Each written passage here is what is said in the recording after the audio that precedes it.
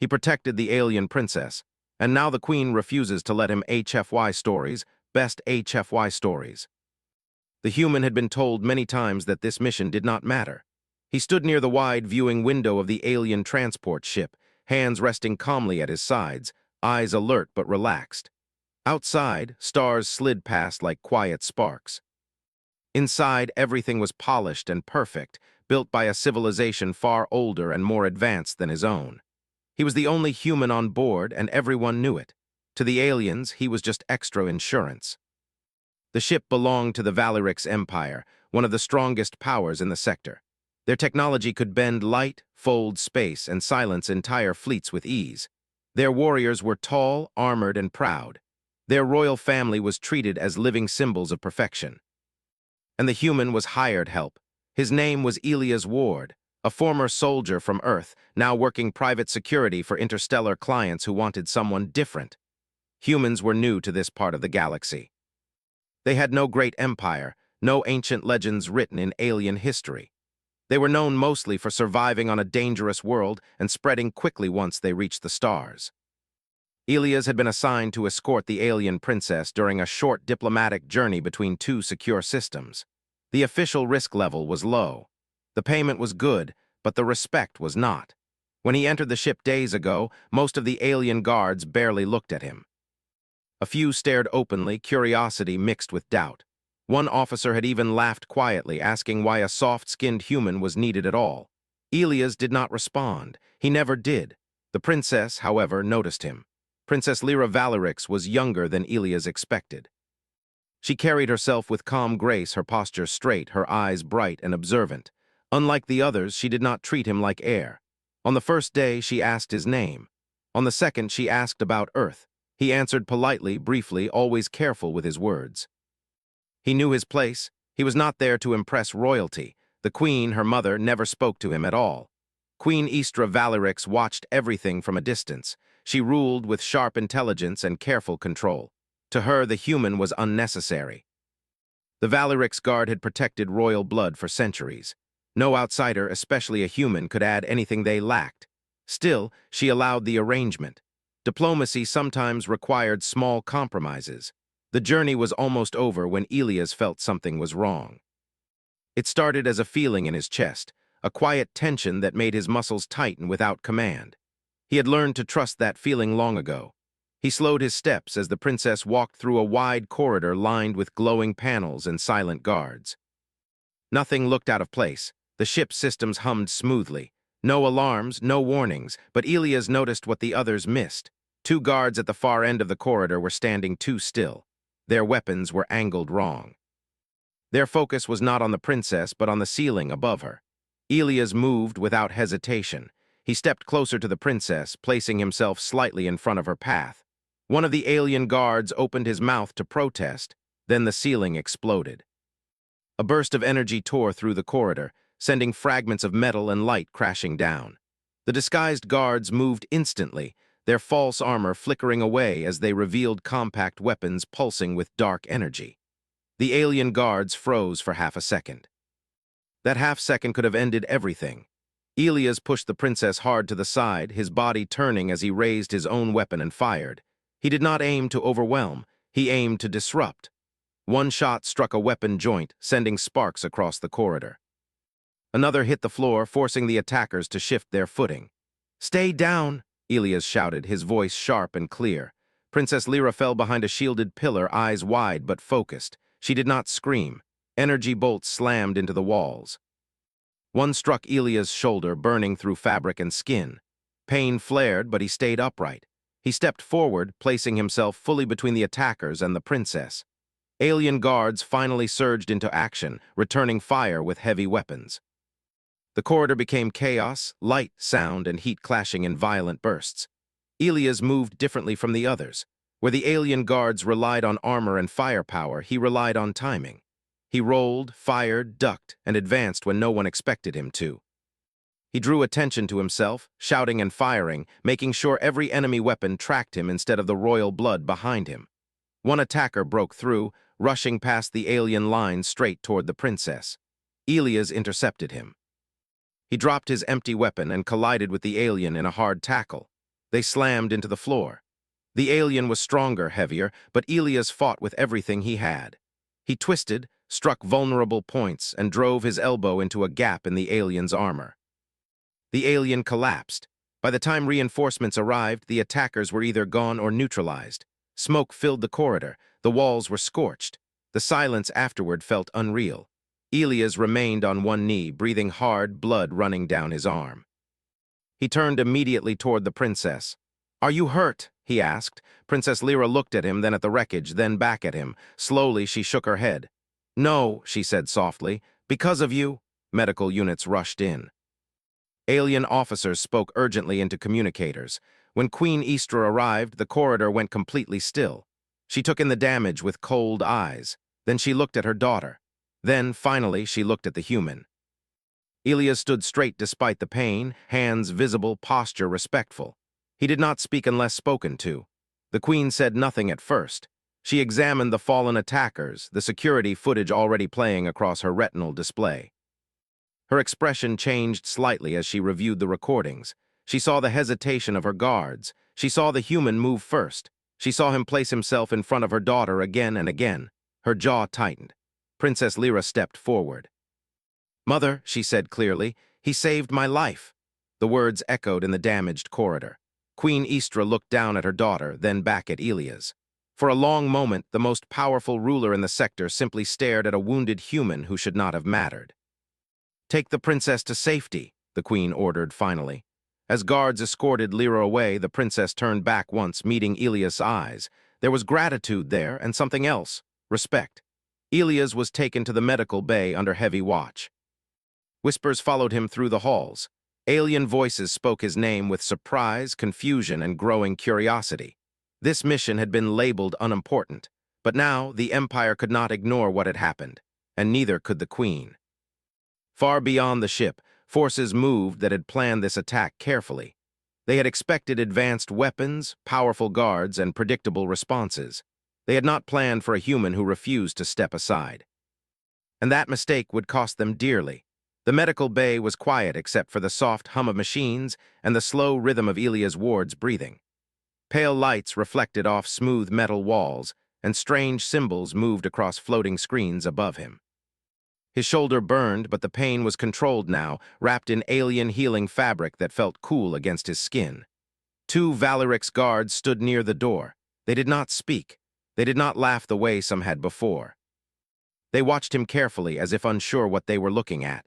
Elias stared at the ceiling and waited. He had learned long ago that after violence came questions. Sometimes those questions were louder than weapons. The door slid open, silent and smooth. A group entered the room.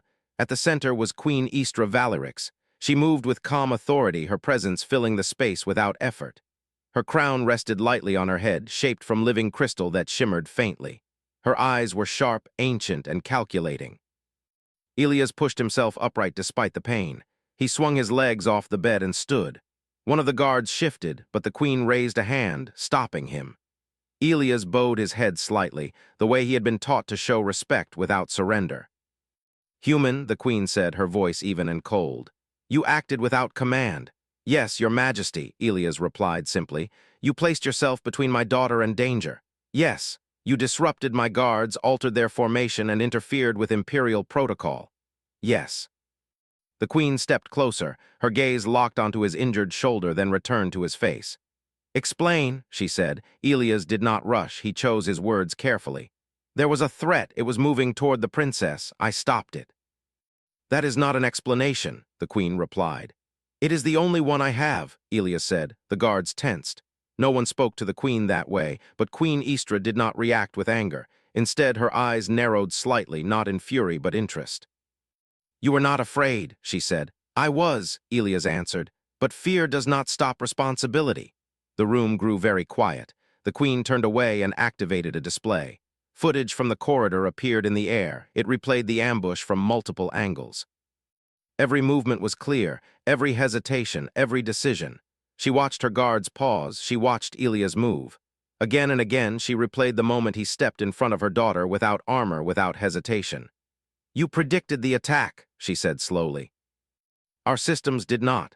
I noticed things that did not fit," Elias said, Patterns, behavior.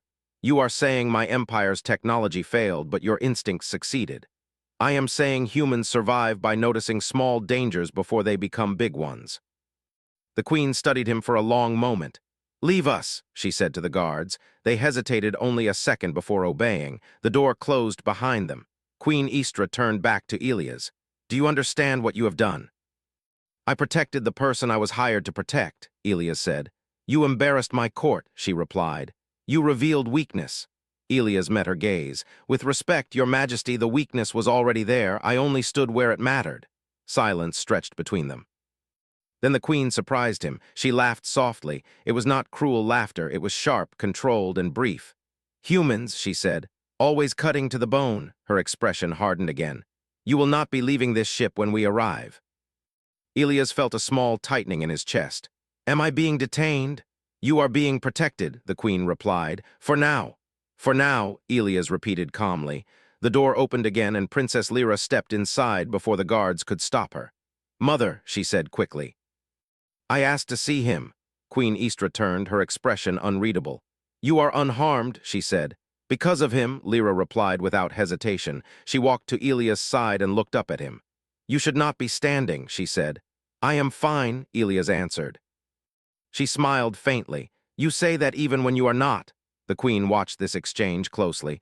"Princess," she said, "this human is not what he appears." Lyra turned to her mother. "I know," she said. "He is better." The words struck the room like a shockwave.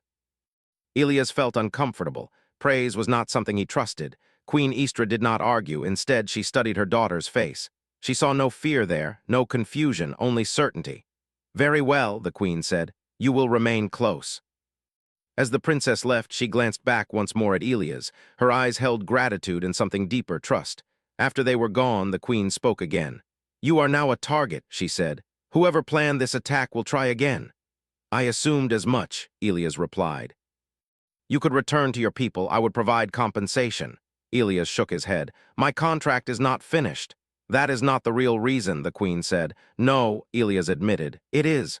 You stay because you chose to," she said. "Yes." The queen considered this. "Then I choose something as well." Hours later, Elias was moved to a new location. Not a cell, not a guest chamber. A guarded suite near the royal wing. Whispers spread quickly through the ship and later through the palace when they arrived. Servants spoke quietly. Guards exchanged glances. Officers argued in closed rooms. A human had stood where no one else did. A human had protected royal blood. Some called him reckless, others called him dangerous. A few called him something worse. The council gathered that evening. Queen Istra sat at the center, her advisors arranged in a half-circle around her. Holographic data filled the air, threat analyses, political consequences, projections.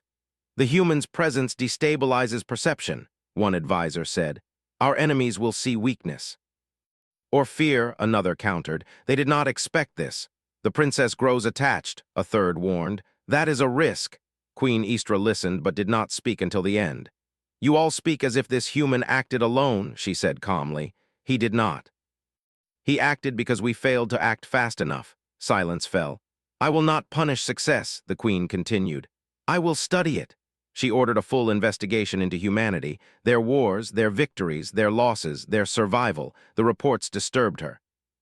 Humans were not the strongest species. They were not the fastest. They were not the most advanced. They endured. They adapted. They protected. Meanwhile, Elias adjusted to his new reality. He trained daily, even while healing. Alien guards watched him now, not with mockery but attention. Some asked questions. Others tested him quietly, pushing limits, observing reactions. Elias remained calm through it all. Princess Lyra often observed from a distance. She noticed how he spoke gently to servants, how he thanked guards, how he treated danger as normal, not heroic. "You are not afraid of us," she said to him one evening. "I respect you," Elias replied. "Fear would get in the way," she smiled. "Mother is afraid." Elias did not respond. Far beyond the Empire's borders, a second plan was already moving.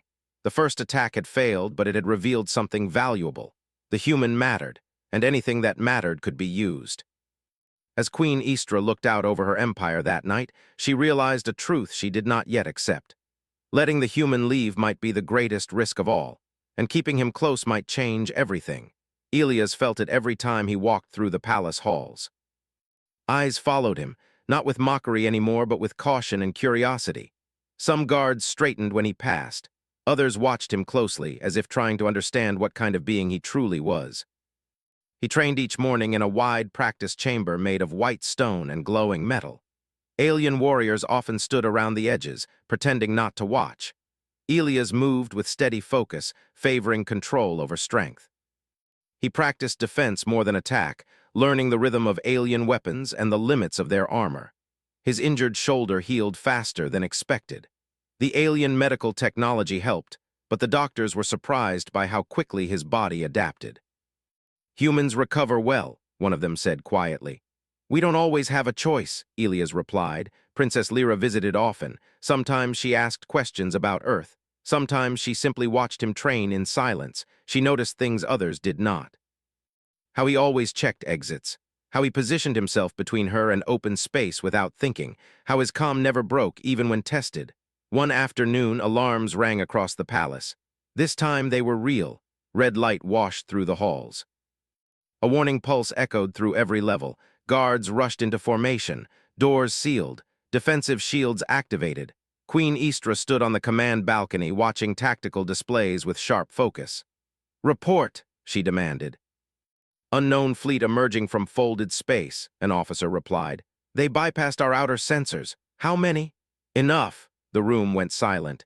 Elias felt the change immediately. This was not an assassination attempt. This was something larger. Princess Lyra was brought to a secured chamber, but she resisted slightly when she saw Elias being directed away. "He stays," she said firmly. The guards hesitated. Then Queen Istra's voice came through the channel. "Let him remain." Elias met the Queen's gaze across the room. She gave a single, small nod.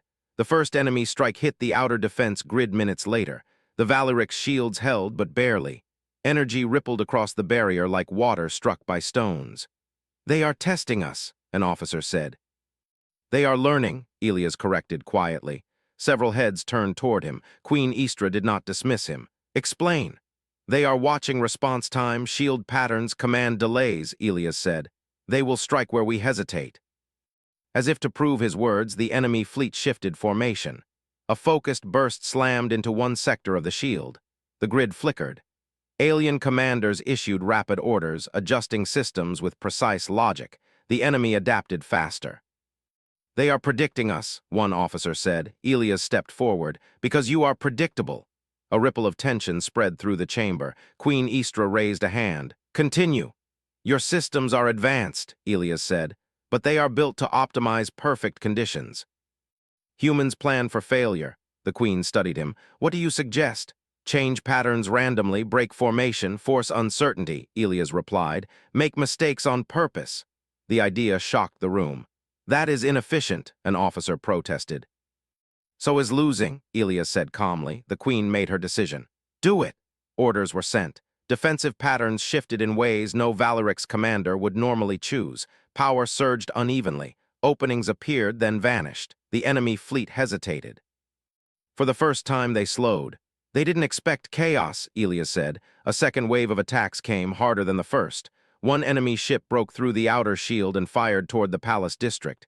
Elias moved instantly. "Evacuate this level," he said. "Now." "But protocol," an officer began. "The blast radius will reach here," Elias said. 30 seconds. Queen Istra did not question him. "Move." They cleared the chamber moments before the impact. The palace shook violently. Stone cracked. Lights flickered. Dust filled the air. Princess Lyra stumbled. Elias caught her without thinking, steadying her as the structure groaned. "You knew," she said, breathless.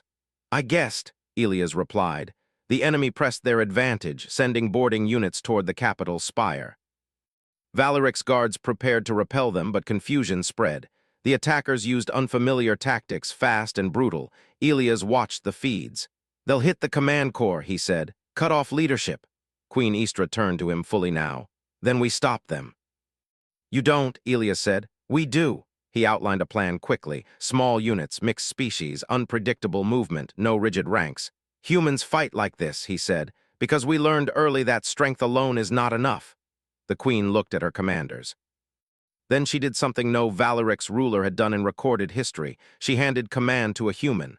"Elias Ward," she said, her voice carrying authority. You will coordinate ground defense. Every eye locked on him. Elias did not hesitate. Yes, Your Majesty. He moved fast, issuing clear, simple orders. Guards responded, some reluctantly, others eagerly. He spoke in plain words, focusing on survival and protection rather than pride. When the enemy breached the outer hall, they expected rigid defense lines. They found chaos. Valeric's guards moved in pairs and trios, falling back, advancing, striking from angles the attackers did not anticipate. Elias stayed at the center, directing, adjusting, reacting. Princess Lyra watched from a secured vantage point. She saw soldiers rally around the human. She saw fear turn into determination. At one point, an enemy unit broke through toward her position. Elias was already moving. He reached the corridor seconds before the attackers. Energy fire scorched the walls. Elias took a hit to the side, grunting but staying upright. He drew their focus again, leading them away from the princess. Valeric's guards closed in behind him, cutting off retreat. The attackers fell. The battle lasted hours. When it ended, the enemy fleet retreated, leaving wreckage drifting in space. The palace stood damaged but alive. Silence settled slowly, broken only by distant alarms winding down. Elias stood in the main hall, exhausted, bloodied but steady. Queen Istra approached him. She looked at the destruction, at her soldiers, at her daughter. Then she looked at Elias. "You have changed how my empire fights," she said. Elias shook his head slightly. "I only showed them another way." "That is change enough," the queen replied. Princess Lyra stepped forward. "You kept your promise," she said softly. "I always do," Elias answered. That night, as repair crews worked and the stars burned quietly outside, messages spread across the empire. The Valerics had been attacked. They had survived, because a human refused to think like everyone else. And far away, those who had launched the attack began to understand their error. Light returned to the halls. Repair drones moved quietly along cracked walls and broken floors. Guards stood at new posts, watching not just for threats, but for each other. Something had changed. It was in their posture, their eyes, the way they spoke. Elias Ward sat alone near a wide window overlooking the capital city. His side ached.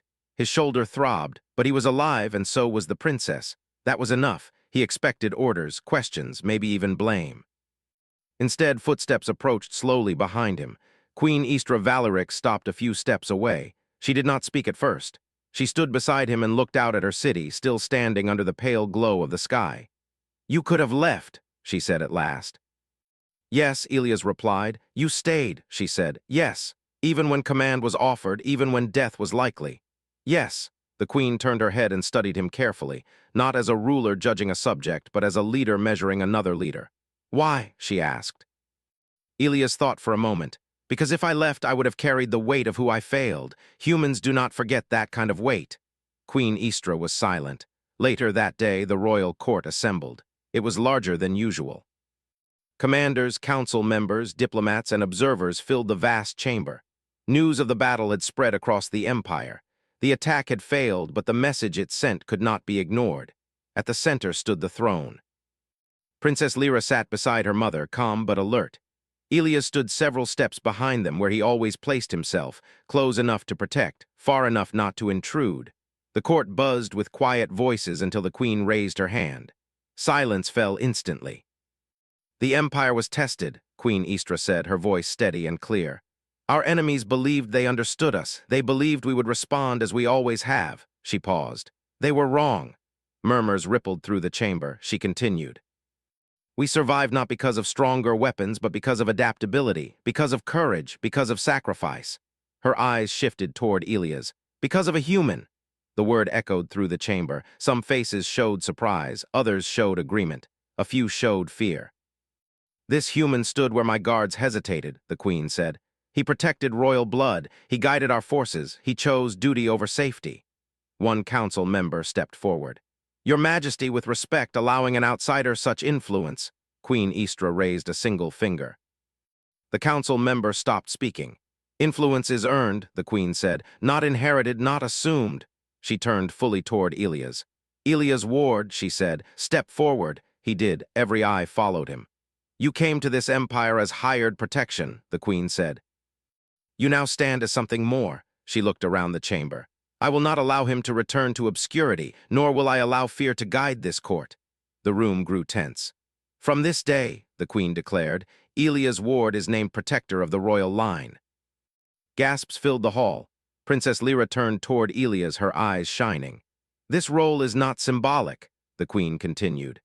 It grants authority in matters of defense where royal safety is concerned. It grants voice where strategy touches survival. She paused, then added, and it binds him to this empire not as a servant but as an ally. Elias bowed his head slightly. I accept, he said simply. The queen nodded. After the court dispersed, Elias stood alone again, unsure how to feel. Titles did not change who he was. Responsibility already weighed heavy enough. Princess Lyra found him in the garden later that evening. The air was calm, the stars above were steady. You didn't smile, she said. I'm not sure how, Elias replied. She smiled for him. My mother does not give trust easily. She gave it to you? She gave me work, Elias said.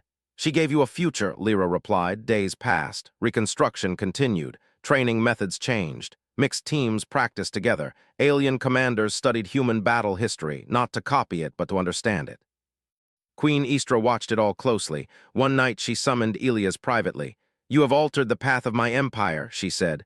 Not with force, but with example. I only did what was needed, Elias replied.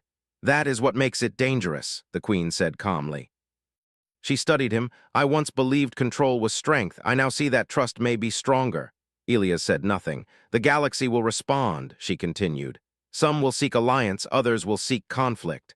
Then we prepare, Elias said. The queen nodded. Together.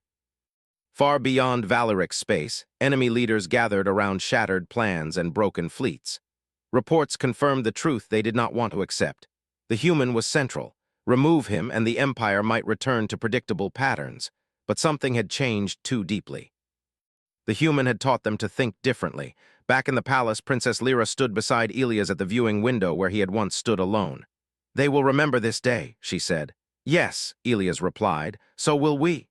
Will you ever want to leave? She asked quietly. Elias looked at the stars. Humans travel, it's in our nature, but we also stay where we are needed, she nodded. Then I hope we always need you. He smiled slightly. The empire moved forward with new understanding. Strength was not just power, honor was not just tradition. Protection was not just armor. Sometimes it was a human standing in the wrong place for all the right reasons. And across the galaxy, a truth began to spread. Do not measure humans by their size. Do not judge them by their technology. Measure them by what they refuse to abandon. Because once a human chooses to protect something, not even empires can make them step aside.